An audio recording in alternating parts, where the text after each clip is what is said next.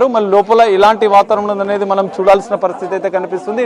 నా పిల్లలు ఉన్నారు లోపల, నా పిల్లల్ని చూడడానికి, మా పిల్లల్ని కలవడానికి, నా పిల్లల కోసం నేను లోపలికి వెళ్ళాలంటూ గేటు ధ్వంసం చేసుకుని మనోజ్ లోపలికి వెళ్ళిన పరిస్థితి అయితే కనిపిస్తుంది. సో ఈ నేపథ్యంలో మోహన్ బాబు కూడా ఆగ్రహానికి గురై బయటికి వచ్చాడు. బయటికి వచ్చిన అనంతరం ఇటు మౌనిక, మనోజ్ లోపలికి వస్తున్న సందర్భంలో ఆయన మీడియా పైన ఒక రౌడీ లాగా దాడి చేశారు. కొంతమంది మీడియా ప్రతినిధులు కూడా గాయాలయ్యాయి. ఈ నేపథ్యంలో ఖండిస్తున్నారు మీడియా వాళ్ళు ఈ దాడిని.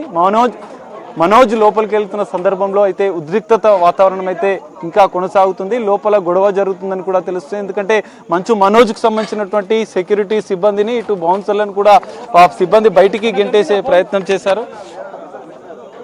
సో లోపలైతే ఇంకా మనోజ్, మౌనికలు లోపలే ఉన్నారు. సో ఈ నేపథ్యంలో ఇంకా నెక్స్ట్ ఏం జరుగుతుంది అనేది కొంత ఉత్కంఠ వాతావరణం అయితే ఇక్కడ నెలకొన్న పరిస్థితి అయితే కనిపిస్తుంది.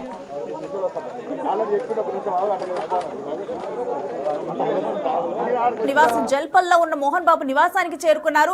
అక్కడ ఇటు మనోజ్, మౌనిక వారిద్దరూ కూడా లోపలికి వెళ్లారు. ఆ గేట్ ను తోసుకుంటూ కూడా మనోజ్ లోపలికి వెళ్లాడు.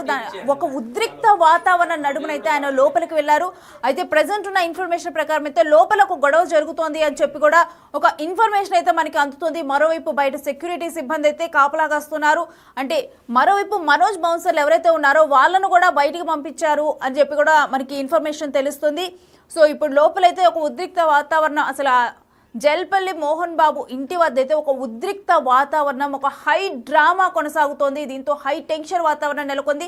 అయితే మోహన్ బాబు కూడా ఒక రౌడీ మాదిరి వచ్చి మీడియా ప్రతినిధులపైన ఆయన దాడి చేశారని చెప్పి కూడా మనకి అర్థమవుతోంది. సో ఇదంతా చూస్తుంటే కనుక అక్కడ ఒక హై డ్రామా వాతావరణం కొనసాగుతోంది. అయితే కంప్లీట్గా కూడా ఆ గేటు ధ్వంసం అయిపోయింది. సో అంటే ఆ గేటుకు అంటించిన షీట్ ఉంది కదా, అది ధ్వంసం అయిపోయింది. సో దాని త్రూ కూడా ఇప్పుడు క్లియర్గా కూడా లోపల ఏం జరుగుతుంది అంటే అక్కడ ఎటువంటి వాతావరణం నెలకొంది అన్నది మనకి క్లియర్గా కనిపిస్తూ ఉంటుంది. సో జనరల్గానైతే అసలు ఆ గేట్కి ఆ షీట్ కంప్లీట్గా కూడా లోపల ఏం జరుగుతుంది అనేది కూడా బయటికి తెలియకుండా ఉండేందుకు ఆ షీట్ని అరేంజ్ చేశారు. బట్ మనోజ్ని ఎప్పుడైతే లోపలికి ఎంటర్ అవ్వనివ్వట్లేదో అప్పుడు కంప్లీట్గా కూడా ఆయన షీట్ ధ్వంసం చేశారు. ఇంకా దాని తర్వాత ఒక హై డ్రామా, హై టెన్షన్, ఉద్రిక్త పరిస్థితుల నడుమ ఆయన లోపలికి ఆ గేట్ తోసుకుంటూ కూడా వెళ్ళారు. మనం చూస్తున్న విజువల్స్ లో మనోజ్ చొక్కా ఏ విధంగా చించేశారో అక్కడ ఉన్నవారు అనేది మనం చూస్తున్నాము. సో దాన్ని చూపిస్తూ కూడా మాట్లాడారు. ఈ విధంగా నా చొక్కాని చింపేశారని చెప్పి ఆల్రెడీ మనోజ్ తనపైన దాడి జరిగిందని చెప్పి ఒక కంప్లైంట్ చేశారు బిఫోరు. అయితే ఇప్పుడు కంప్లైంట్ చేసిన తర్వాత ఇప్పుడు జల్పల్లికి వచ్చిన తర్వాత, నివాసానికి వచ్చిన తర్వాత కూడా ఒక హై డ్రామా వాతావరణం చూస్తున్నాము. ఆ గేట్ దగ్గర ఇంకెవరిని రానివ్వకుండా కూడా పోలీస్ సిబ్బంది కూడా కంట్రోల్ చేస్తున్నారు. అక్కడ సెక్యూరిటీ సిబ్బంది ఉన్నారు. అయితే మనోజ్ చొక్కానైతే కంప్లీట్గా కూడా చినిగిపోయింది. దానికి సంబంధించిన దృశ్యాలు మనం చూస్తున్నాం. మనోజ్తో పాటు ఇంకొంతమంది ఉన్నారు ఆయన సపోర్ట్ చేసేవాళ్ళు.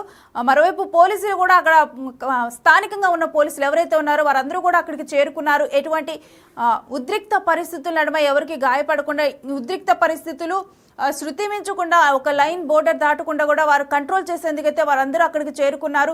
మరోవైపు అక్కడ టెన్షన్ వాతావరణం నెలకొంది. ఏ క్షణం ఏం జరుగుతుందని. బికాజ్ మనోజ్ ఆల్రెడీ ససేమీరా అంటూ కూడా నేను డబ్బు కోసము, ఆస్తి కోసము నేను పోరాటం చేయటం లేదు, ఆత్మగౌరవం కోసం, గౌరవం కోసం పోరాటం చేస్తున్నానని మనోజ్ అంటున్నారు. మరోవైపు మౌనికనేమో తన ఫ్యామిలీ జోలికి వస్తే మాత్రం నేను ఏ మాత్రం ఊరుకోనని చెప్పి మౌనిక వార్నింగ్ ఇచ్చారు.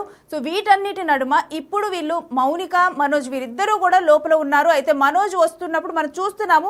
ఆ విజువల్స్ని, ఎక్స్క్లూజివ్ విజువల్స్ మనం స్టాప్ చేసి ఫ్రీజ్ చేసి చూపిస్తున్నాము.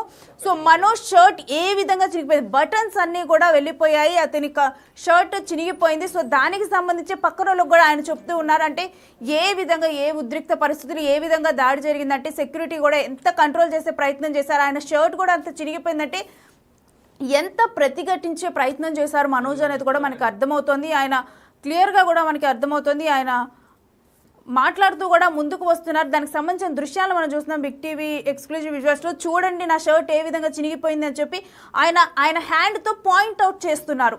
సో పోలీసులకి ఆయన చెప్తున్నారు ఏ విధంగా అంటే, ఆల్రెడీ మౌనిక అన్నారు ఏకపక్షంగా వ్యవహరిస్తున్నారు పోలీసులు, ఈ వ్యవహారంలో ప్రైవేట్ కంప్లైంట్ ఫైల్ చేస్తారని. సో ఇప్పుడు కూడా మనోజ్ చూడండి నా మీదే దాడి జరిగింది, ఏ విధంగా నా షర్ట్ కూడా చినిగిపోయిందో అని చెప్పి పోలీసులకు చూపిస్తూ వెనకాల ఉన్న సెక్యూరిటీ సిబ్బంది వైపు కూడా ఆయన చేయి చూపిస్తున్నారు. ఆ పాయింట్ అవుట్ చేస్తున్న దృశ్యాలు మనం చూస్తున్నాము. అటు ఇద్దరు పోలీసులు కూడా మనోజ్ వెనకే ముందుకు వస్తున్నారు. సో అటువంటి టైంలో మనోజ్ కూడా ముందరికి వస్తూ తన మీద జరిగిన ఆ దాడిలో తను ఏ విధంగా నష్టపోయాడు, ఏ విధంగా అసలు ఆ షర్ట్ అదంతా చినిగిపోయింది అంటే అక్కడ ఎంత ఉద్రిక్త వాతావరణం నెలకొన్నదనేది దీన్ని బట్టి మనకు అర్థమవుతుంది. ఈ విజువల్స్ని బట్టి క్లియర్గా ఆ విజువల్స్లో మనం చూడొచ్చు. ఆయన లోపలికి ఎంటర్ అవుతున్నప్పుడు ఆయన పరిస్థితి ఏ విధంగా ఉంది, మనం ఆల్రెడీ గేట్ దగ్గర ఆయన పరిస్థితి ఏ విధంగా ఉందనేది చూసాం.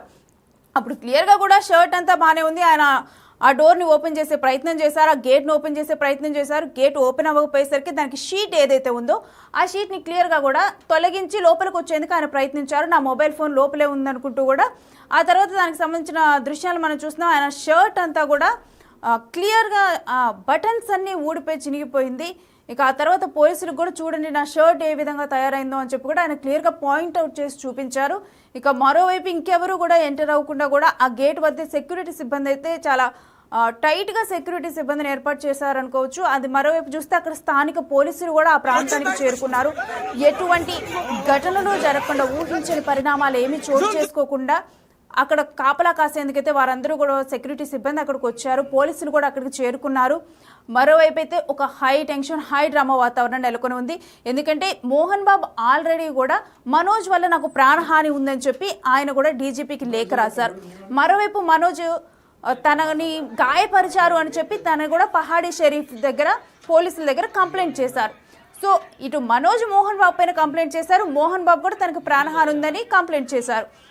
వీరందరూ కూడా ఇప్పుడు మౌనిక కూడా ఆల్రెడీ వార్నింగ్ ఇచ్చారు, అంటే మోహన్ బాబు తీరుని అసంతృప్తి వ్యక్తం చేశారు.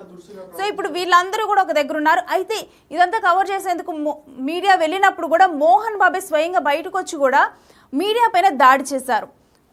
ఆ దాడికి సంబంధించిన దృశ్యాలు మనం చూస్తున్నాము. మీడియా మీద ఏ విధంగా చూస్తున్నాము, వాళ్ళందరూ కూడా కింద పడిపోయారు, వాళ్ళందరూ కూడా ఒక రౌడీ మాదిరిగా మా మీద దాడి చేశారని చెప్పి కూడా మీడియా ప్రతినిధులు అంటున్నారు. మరోవైపు ఆందోళన వ్యక్తం చేశారు. చూస్తున్నాం కదా వాళ్ళు కవర్ చేస్తుంటే ఏ విధంగా తోసారో, ముందలకి తోస్తే అసలు వాళ్ళ ఏజ్ని కూడా చూడకుండా ముందలకు తోస్తే ఆ కెమెరాలు అవన్నీ పట్టుకొని ఉన్నప్పుడు చూస్తున్నాం. ఒక మనిషి ఒక కెమెరా కిట్ అన్ని బ్యాగ్ క్యారీ చేస్తూ ఒక కెమెరా పట్టుకుంటే ఆ మనిషిని కనీసం లెక్క చేయకుండా ముందలకి ఆ విధంగా తోసి ముందలకి నెట్టారు. దానికి సంబంధించిన విజువల్స్ని మనం చూస్తున్నాము. అసలు అంటే పరిగెత్తించి కొట్టారు మీడియా ప్రతినిధులు. అంత తప్పు ఏం చేశారు అంటే అక్కడ జనరలీ మోహన్ బాబు అనే వాళ్ళు ఒక పబ్లిక్ ఫిగర్, మంచు ఫ్యామిలీ డెఫినెట్గా కూడా ఎప్పుడు మీడియాలో కనిపిస్తూ ఉంటుంది. సో అలాంటి టైం అప్పుడు డెఫినెట్లీ ఇది ఒక పబ్లిక్ ఇంట్రెస్ట్. సో పబ్లిక్ ఇంట్రెస్ట్ని ఎప్పుడు కూడా మీడియా చూపిస్తూ ఉంటుంది. సో ఇలాంటి టైంలో మీడియా ప్రతినిధులపై ఈ విధంగా దారుణంగా దాడి చేయడం అనేది డెఫినెట్గా కూడా జర్నలిస్టు సంఘాలన్నీ కూడా ఆందోళన వ్యక్తం చేస్తున్నాయి. మరోవైపు దీన్ని ప్రతిఘటిస్తున్నారు వారందరూ కూడా. ఈ విధంగా చేయడం అనేది మనం ఆల్రెడీ నిన్న కూడా చూసాము. మీడియా ప్రతినిధులతో కవర్ చేయడానికి కనీసం వాళ్ళ ప్రైవేట్ ప్రాపర్టీలో కూడా ఎంటర్ అవ్వలేదు వాళ్ళు. అటువంటి వాళ్ళపై ఏ విధంగా దాడి చేస్తారో వాళ్ళందరినీ దాడి చేసి వాళ్ళకి ఘాటులు కూడా పడ్డాయి. ఆ తర్వాత వాళ్ళ దగ్గర ఉన్న కిట్లను కూడా వాళ్ళు ధ్వంసం చేశారు. అది ధ్వంసం చేసిన తర్వాత ఎవరో ఒక బౌన్సర్లు మాత్రమే కాదు, ఒక 20 మంది మద్యం మత్తులో ఉన్న వ్యక్తులు కూడా వాళ్ళ మీద దాడి చేశారు. దాడి చేసి చివరిగా ఒక వెహికల్లో ఎక్కించి, ఒక కారులో ఎక్కించి, జీబులో ఎక్కించే ప్రయత్నం చేశారు. అటువంటి టైంలో మేము ఏదో ఒక విధంగా తప్పించుకున్నాము అని చెప్పి వాళ్ళు చెప్పారు. సో ఈ రోజు చూస్తే కనుక అదే ప్రవర్తన మోహన్ బాబు రిపీట్ చేశారు. మరోవైపు చూస్తే అసలు చూశారు కదా ఏ విధంగా ముందరికి వాళ్ళని తోసి వాళ్ళందరినీ కింద పడేసి కనీసం